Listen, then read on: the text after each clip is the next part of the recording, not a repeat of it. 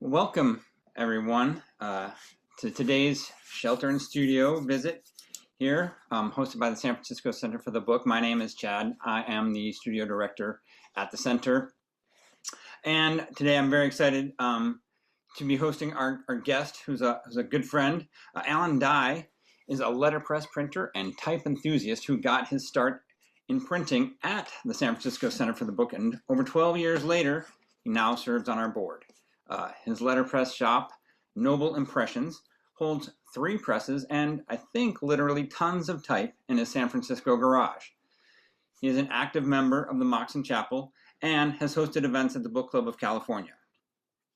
In addition to all that, Alan is both a generous and thoughtful member of the SFCB community, a great storyteller, and an accomplished fly fisherman. So, we are very pleased to welcome our good friend Alan Dye. Let me just switch the controls over to him.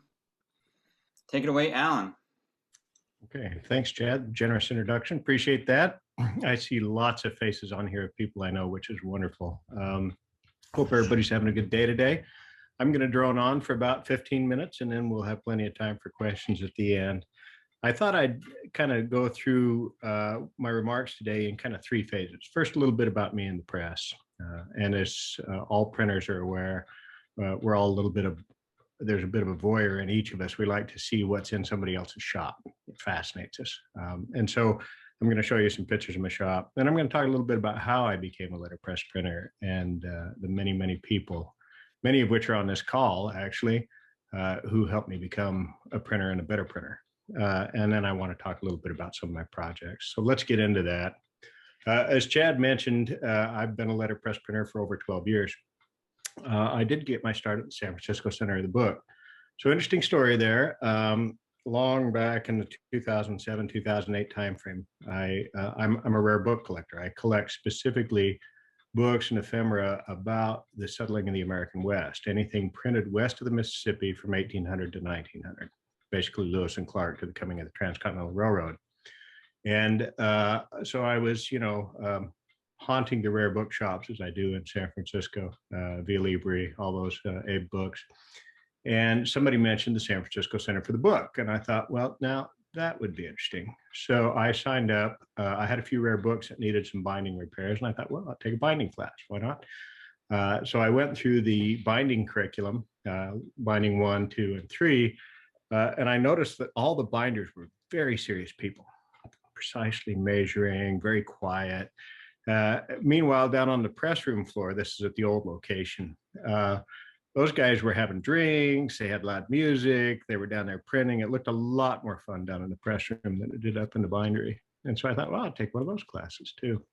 And so over the years, I've taken a lot of classes. I ended up on the board. I think I'm in my 9th or 10th year on the board at the center, which has allowed me to meet a lot of very interesting and very good people, not only the staff and the director, who I'm deeply fond of, but also the other board members, some of which are on this. People ask me how I name my press. Everybody kind of goes through that. When you start printing, you think, oh, I need a press name. What represents me? I have to admit, I'm a little more pragmatic. I've been married for nearly 25 years, and I thought, how am I going to get my spouse to come on board with a project and a hobby that may cost me hundreds of thousands of dollars in the long run? So I named my press after my partner, Thomas. His name is Thomas Noble. So thus Noble Impressions. It was purely a cynical play to get my spouse to come along on this expensive adventure. Interestingly enough, those of you who remember Craigslist, I guess it's still out there, but I had taken a few classes and I thought I need a press. And so I was looking on Craigslist, and this nice lady down in Carmel had a press. It's 5x8. And she said, yeah, I got a 5x8 press and a cabinet of type. If you want them, they're $1,000. So I drove down there in my pickup and loaded up this press and this type cabinet, a 30 drawer Hamilton, a quarter sawn oak, beautiful type cabinet. As I was driving away, she said, hey, by the way, every person who's owned that type cabinet since it left the factory has signed inside the back of the type cabinet. So sure enough, when I stood it up and started loading the cases, I noticed that there were all these signatures and dates dating back to the late 1800s, early 1900s, and it had belonged to a press in Los Angeles and different places. And so we signed the cabinet as well. But the press itself was interesting. I couldn't quite identify it. I didn't know what it was. It was working. And so I was hunting around and I put some pictures on Briar Press, and Stephen O. Sachs, whom many of you know is one of the luminaries of letterpress printing, reached out and said, "Hey, I've got one of those. Here's what it is. It's a Gorham Alert rotary. They were built about 1876. I own one, you own one. I don't know that there are any others." And so it was an old press. It was worn. The platen was a little bit dished. I got really good at make ready on that thing, particularly good. So I have a rare press. It just happened to be my first press. My second press, an interesting story there too. By now I'd started to figure out who some of the letterpress printers were. I was over haunting Peter Koch's shop and talking to Norman McKnight, Fred Voltmer, and Brian Ferret and different people. And I asked all the printers, I said, if you could have one press in retirement, what would you take? And almost to a printer, each one said, I'd take a CMP New Series 8x12. And I said, why would you take that press? And they said, it's small enough you can put it in the corner, but it's big enough you can get a fair amount of work done on it. And the new series is so much stronger than the old series, even though it's less attractive. And so that's in fact what I bought. I reached out to Glenn Bowder up in Napa and bought my CMP 8x12 that was built in fairly late in the period, 1949, which was in immaculate shape. Everything was perfect on it, no problems with the platen or anything. Then I started hanging out with Norman McKnight and Fred Voltmer, both of who were wonderful bad influences on me. And they were both hand press printers. They made it clear that if one wants to really get in touch with the art, one must own a hand press. That hand inking of damp paper that nothing compares. And they're right. They were absolutely right. And so in short order, I ordered an Albion hand press. There was a guy in Beaver, Fort Cove, Utah, who was making them, who had taken the molds from the press that belonged to Dorothy and Lewis Allen, famous hand press printers who'd printed a lot of books here in the Bay Area. And he had taken molds off their press, which is now in the possession of the University of Utah, and built about a dozen of these Albions over time. And so I ordered one from him. Shortly after I ordered it, Steve contracted cancer and passed away. And so it's the last of the series that he made. But I knew that I was only going to get one of these. So I went all in and ordered all the extras, all the bells and whistles, had the canister engraved on the spring. And it's a beautiful press and it makes beautiful, beautiful impressions. Metal type. I'm a nerd, serious printing technology nerd. I'm not a very artistic person at all. I'm an engineer by training, and I love metal type. I have type from some foundries that are now defunct, of course, ATF, some original runs, type that I got through Fred Voltmer, ordered type from Bixler. He had some matrices that were particularly interesting. Typeface called Saxonwald. There were only 2 sets of matrices ever cut on the eve of World War II. Previously called Bismarck Schrift, and so I ordered a full run of that.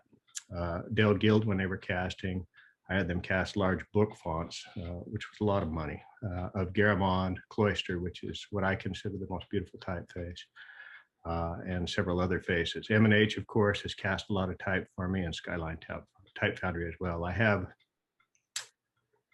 130, 140, well, it's got to be more than that. Probably over 250 drawers or cases of type. I get chewed out when I call cases drawers. But I have a lot of type, and most of the cases are at least 30 to 35 pounds. I like to print long booklets and things, and so that's what I have. A little bit about typefaces here. I'm going to take a little shot at Norman, my friend Norman. I've always admired Norman as a printer, but I want to let y'all in on a little secret. Norman McKnight has a full run of Stymie, which I consider one of the ugliest typefaces in the world.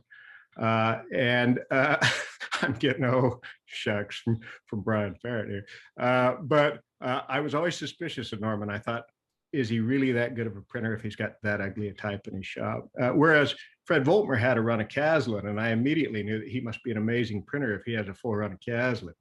Now I will say that when it comes to typefaces, I have a secret affinity for what I would call a pedestrian obsession. I know that many of us think that typography must always be beautiful, and certainly I think Beatrice Wardy in her essay, The Crystal Goblet, talked about how type must not get in the way of the message.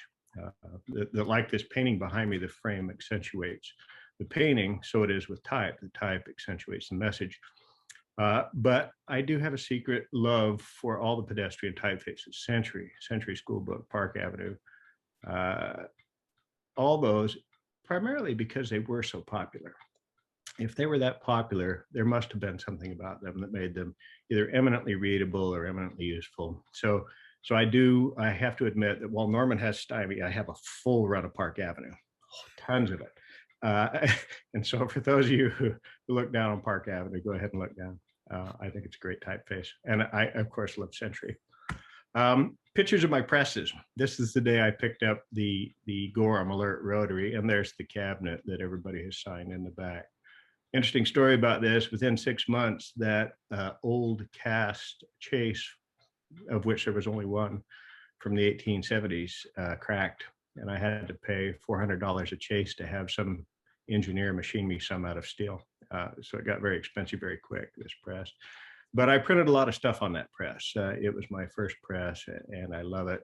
It was a snapper. There was no throw off. You had to get your fingers clear or lose them. And it wasn't, the dwell time wasn't very long on it. So it's not a great press to print on, but it's a fun press to print on, precisely because it's 5x8 treadle powered rotary with a flywheel, with that gorgeous cast flywheel from the 1870s. This is, let's see, let's go back here. There's my CMP. Glenn Bowder found that at Fine Arts Press in Woodland, California. He was dealing in presses at the time.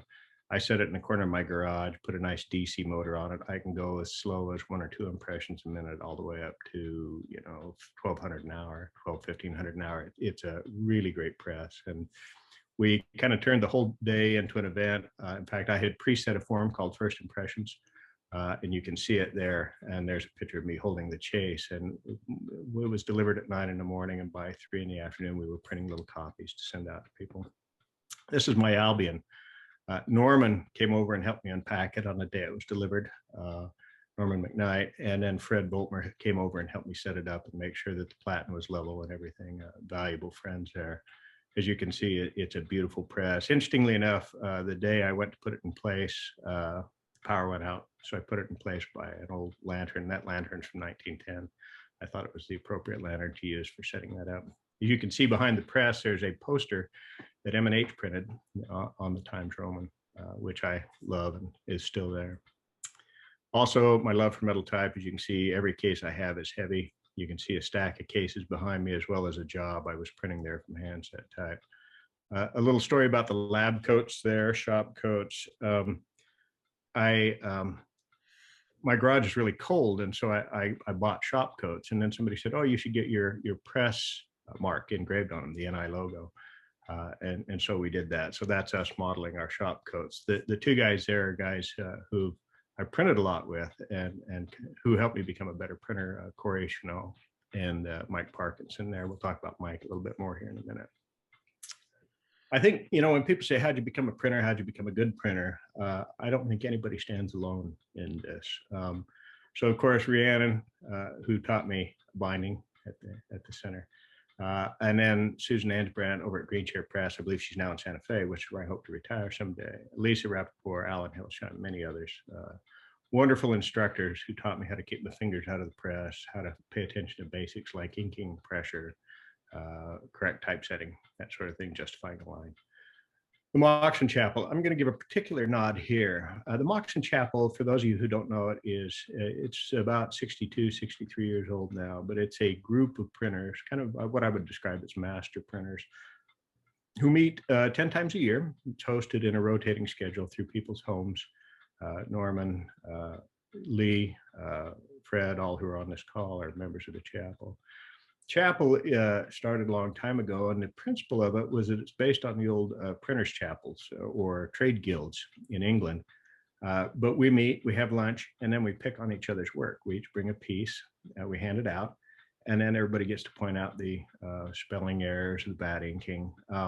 Now that sounds a little mischievous, but the reality is I've learned two things through that. One, an attention to detail, a discussion, and every time a flaw is exposed, when we talk about somebody's offering in the chapel, we talk about what would have made it better. You know, little Fred Voltmer's fond of saying, "More pressure, less ink." You know, I myself am kind of a nerd about ink. I'll talk about that in a minute. But Li Jiang, when she presents something, I always look at it and think, how the hell did she do that on a letterpress? You know, she's just such a capable printer, and her work. Norman McKnight, he prints and then he hand colors each piece to make it unique with colored oil pencils. Phenomenal. And so through the chapel, I've been exposed to great printers and learned from their knowledge. And there are other printers as well, David Johnston, Brian, Chad, of course, Lee, commercial printers, James Tucker over at the Aesthetic Union, John Sullivan, Lars Kim at Logos Graphics. I took a class at City College. Monique Camacho, Grendel Loftus taught me about polymer plates. I had no clue you could print images on a printing press. Turns out you can. They taught me how to use tools like Adobe Illustrator. I used to go over and haunt Hicks Brothers when they were in the city, and I would tell Norm Hicks, I'd say, "Hey, I'm just going to walk through your shop and pick up a bunch of stuff, and then I'll pay you at the end whatever I find." And I'd find something I didn't understand. He would explain it to me. Ted Salk and Glenn Bowder also brilliant. I think one of the things, though, that made me a better printer that I can really point to specifically, in addition to all these great people who helped me get started, helped me identify equipment, locate type, understand inks, is my printing pal, Mike Parkinson. So when I was taking classes, my first class at the center, Mike was also in my class, and I didn't know him from Adam, but I had a press and he didn't. And he said, "Hey, can I come over and print on your press?" I says, "You betcha." And as you can see there in the upper corner, there's Mike holding a meatball sub. The deal was we would come over and print projects together on printers night, usually Tuesday evening, and some like Brian have been here for that. But then we were always working on a project. It forced us to print. And one way one becomes a great printer is by printing a lot. And so a nod there to all the people who helped me become a decent printer. Also, the book arts. Now, I'll admit I'm not a joiner. I've been described as refreshingly prickly and not really a people person. But that said, one needs to take a lot of classes, watch a lot of YouTube videos, participate in book arts bodies. Rhiannon Alpers was critical in helping me understand, hey, you really should join, you know, the book club, be exposed to people there. Pacific Center for the Book Arts, which used to be active, is now dormant. Printing Historical Society. Half the reason I renew my AFA membership each year is because I know Lisa will, who is the local chapter president, will call me and ask me why I didn't if I don't. But also great. Also the Amalgamated Printers, that's a group, and I was forced to print something bundles 300 4 times a year, so it got me printing. So lots of great stuff there that helped me become a better printer. I want to talk a little bit about some of my projects. I think a printer is often defined a little bit by the projects and the work they work on. Fred Voltmer once said to me that never print anything you wouldn't be happy for somebody to find. Now, that's not always been the case, but also invest your time and effort and talent in printing in beautiful stuff. Fred and Barbara, along with Lee and Chad, have produced a number of books and a lot of beautiful broadsides. And in fact, I'll show you one of the broadsides I did with them. But I think that having some interesting projects to work on, again, drives you to excel, because if you're trying to leave behind something that's beautiful, as a member of the Moxon Chapel, some of my work is archived in various libraries, the Green Library, San Francisco Rare Book Room, that sort of thing, Historical Society. Somebody sees it in 100 years, I don't want them to think I'm a lousy printer. So thanks for that. I will note that I have a printer's log, and I kind of got this idea from Peter Koch. He said you should keep a copy of everything you print from day one. And I thought, why would I do that? And he said, because you'll see your progress over time. And so I pulled out my printer's log from 2009 and started looking at some of my early stuff. And yeah, it was terrible. The inking was terrible. The design was terrible. Some of my more recent stuff's a little bit better. But I got a hand press and was able to hand ink these forms and deal with exquisite papers made in England or Italy or France, handmade, you know, on a screen, beautiful papers. I think that made me a better printer. I became very focused on ink and substrates and understanding the interaction of the ink and the paper and how to get complete coverage without squeeze. So those made me a better printer. One of the things John Henry Nash is a bit of a hero of mine, mostly because he printed a lot in Cloister, Bay Area printer. But he used to give away books at Christmas, and I thought, wouldn't that be fun to give away a chapbook every Christmas? So that's been a project ever since I got my CMP. I printed family and friends wedding invitations as a gift. Rather than giving them a new toaster, I give them their wedding invitations. And then there was a project I called the Dan Peterson School. I'll talk about that one in a minute. I don't have any images of it, but here's my printer's log. You can see I had a 5x8 printer or press. Most of it was business cards in the early days. Occasionally some you know, quarter sheet stationery for friends. My first Christmas card there, and then a piece I did for the Amalgamated Printers Association, a blend of different types and inks. These are some of the hand press broadsides. A little bit about these broadsides. You'll notice that some of them are about the letterpress arts themselves. So when I got an Albion, the first piece I set on it in Cloister was a piece about the history of the Albion. And we printed that as for the birthday party of my press. Well, I invited a lot of people over. Everybody got to pull an impression. It's a beautiful piece printed on paper made in England. I was you'll see just to the right of that with the eagle at the top for the 200th anniversary of the development of the Columbian Press. I collaborated with Fred and Barbara Voltmer, and we printed that on the Columbian at the Book Club of California. A beautiful piece there. The two bottom left pieces, fascinated with typography, the uncial letter form, the black letters. This is Bismarck schrift or Saxon Bald. I set the 51st Psalm in Latin on that. We printed that with Norman McKnight for the American Type Founders, the ATF conference. We did some pieces, and then I come back and printed a few more at home. There have been some interesting historical things happen in the past few years. 75th anniversary of the Golden Gate Bridge, the anniversary of the development of the El Camino Real that runs through most of the cities in California. Interestingly enough, I actually found a cut in a box somewhere of one of those old mission bells that lined that. And so I printed those. For the Moxon Chapel, for a period, I did some Aesop Stables. It was a wonderful series where you could just kind of get an idea. You didn't have to think too much. You go out and find an interesting image. And these were all printed on the hand press. The one on the bottom right, Marjorie Pierce, a poet. I believe she's a well-recognized poet.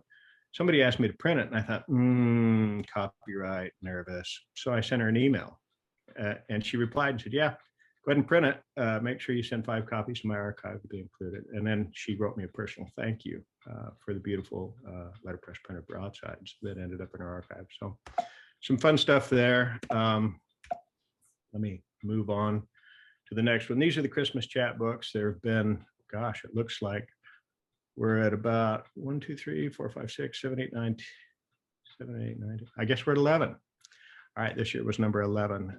This started as a bit of a lark, a hand set in Kennerly. 'Twas the Night Before Christmas reprint from the original text as it first appeared in the newspaper.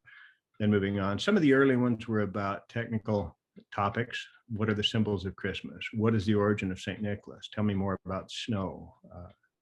The 12 Days of Christmas, where did that song originate?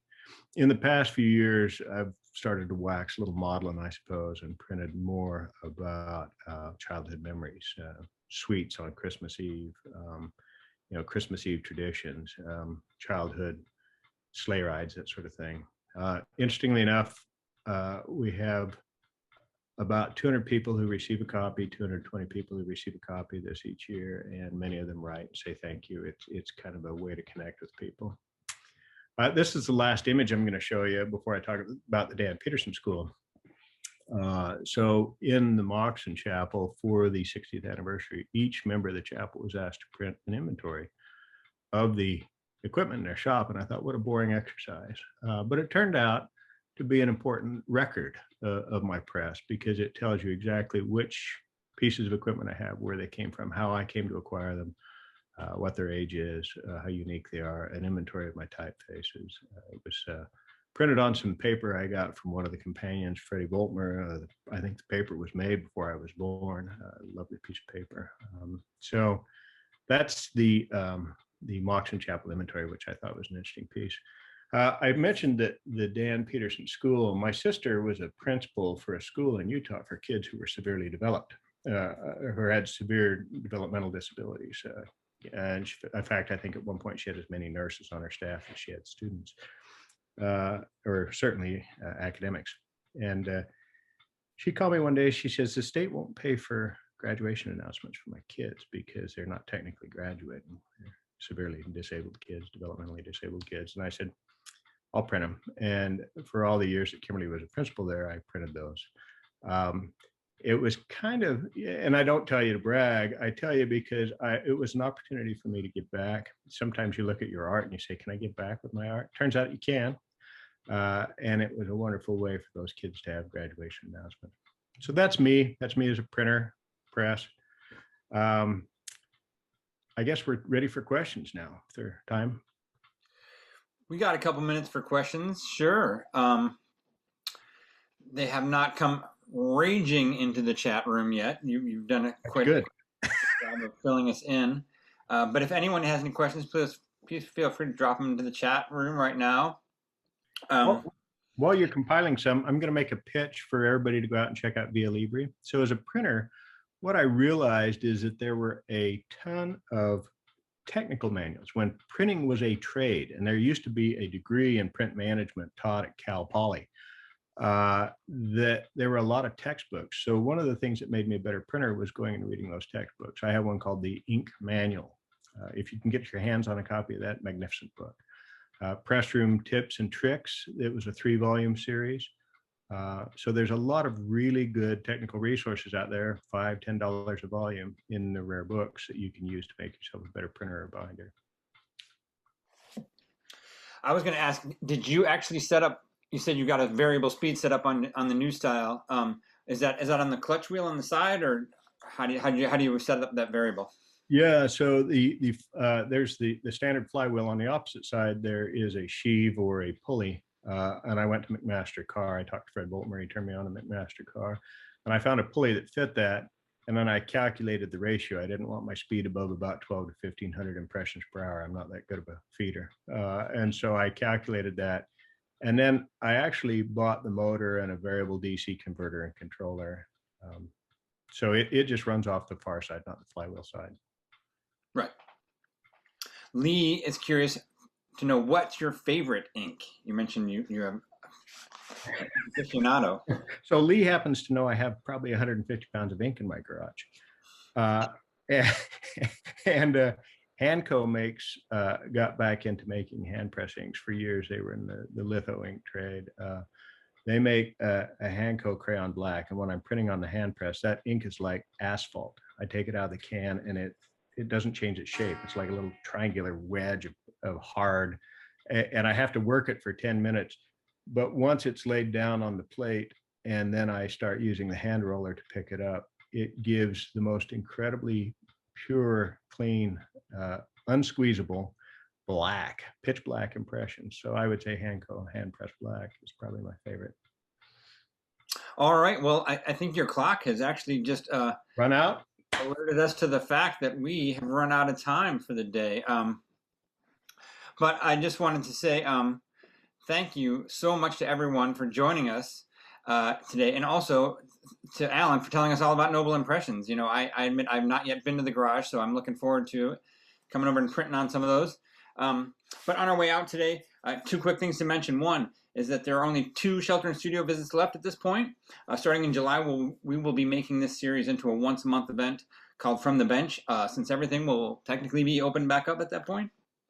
And then the second thing is that next week's visit will be to the studio of San Francisco artist Cheryl Dericat. Cheryl is an amazing artist whose favorite mediums are glass, paper, and artist books. So we hope you will all consider joining us for that. So again, thank you so much, Alan. That was really awesome. And until next week, everyone, have a great week and be well. Bye, everybody. Bye, everyone.